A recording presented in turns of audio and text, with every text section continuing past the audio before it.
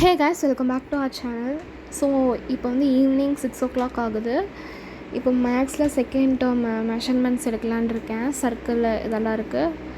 So வந்து ஒரு 9 o'clock ஒரு 2 எக்ஸசைஸ் ஆச்சு கம்ப்ளீட் பண்ணணுன்னு இருக்கேன். பார்க்கலாம். காய்ஸ், இப்போ வந்து 6:41 ஆச்சு டைமு. இப்போ வரைக்கும் எக்ஸாம்பிள் சம் மட்டும்தான், ஃபஸ்ட் எக்ஸசைஸில் எக்ஸாம்பிள் சம் மட்டும்தான் வந்து முடிச்சிருக்கேன். இனிமேல் தான் வந்து எக்ஸசைஸ் சம் வந்து ஸ்டார்ட் பண்ணணும்.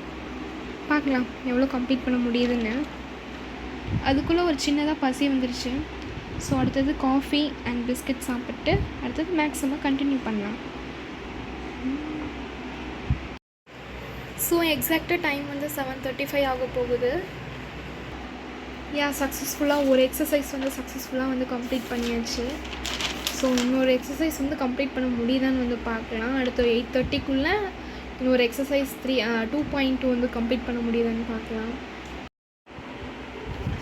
ஸோ இப்போ டைம் வந்து 8:30 வந்து ஆகுது. எக்ஸாம்பிள் சம்மு அப்புறம் எக்ஸசைஸில் ஒரு 2 சம்ஸ் வந்து ஃபினிஷ் பண்ணியிருக்கேன்.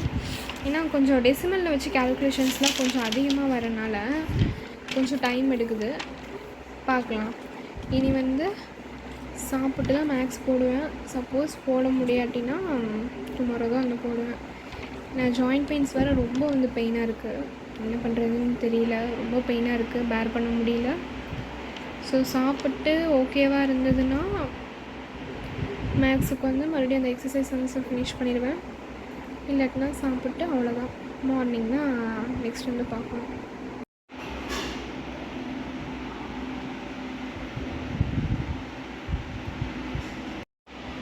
மறுபடியும் மேக்ஸ் போடலான்னு பார்த்தா ஜாயிண்ட் பெயின்ஸ் இன்னும் அப்படியே தான் இருக்குது, கொஞ்சம் ஓவர் ஆயிடுச்சு.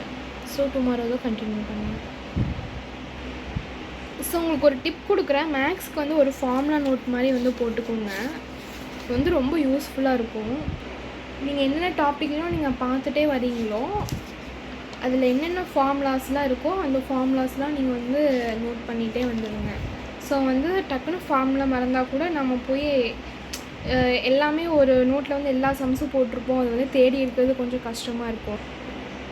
ஸோ இந்த மாதிரி நீங்கள் வந்து எழுதி வச்சிட்டிங்கன்னா, ஒரு ஃபார்முலா நோட்டுன்னு போட்டு வந்து எழுதி வச்சிட்டிங்கன்னா உங்களுக்கு வந்து ரொம்பவுமே வந்து யூஸ்ஃபுல்லாக இருக்கும். இந்த மினி விலாக் உங்களுக்கு பிடிச்சதுன்னா லைக் பண்ணுங்கள், ஷேர் பண்ணுங்கள், கமெண்ட் பண்ணுங்கள், சப்ஸ்கிரைப் பண்ணுங்கள். மறக்காமல் சப்ஸ்கிரைப் பண்ணிடுங்க. ஸோ அடுத்த ஒரு இன்ட்ரெஸ்டிங் வீடியோவில் பார்க்கலாம். குட் நைட் கைஸ், பாய்.